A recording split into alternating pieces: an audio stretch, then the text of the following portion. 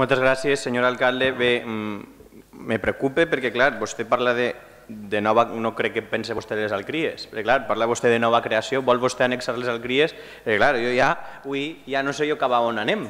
Clar, vull dir, nova creació, i dic ara el PP de Vila-real vol annexionar-se la Pola i les alcries, i me preocupa. Però bé,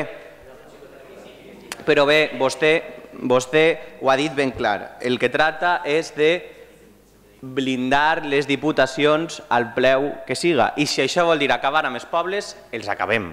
Vull dir, la qüestió és blindar la diputació i defensar-la a ultrança. Aquest és l'únic sentit de la proposta d'eliminar i fusionar municipis. Nosaltres apostem pel municipalisme i creiem que és la forma de govern més directa i pròxima a la ciutadania. Els polítics municipals de tots els partits són els millors considerats degut a que són pròxims i que estan al carrer, i vostès lògicament fan tot tipus de mesures com retallar el 30% de regidors. Jo proposo retallar el 100% dels diputats provincials, establiríem més.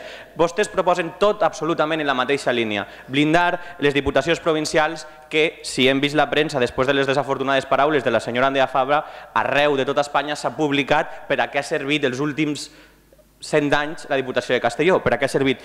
Però jo ja començo a entendre les coses. Vostè ha dit que, bueno, clar, vostè ara se regeix per la PEPA i per això no ens entenem. Cadascú se regeix en una Constitució.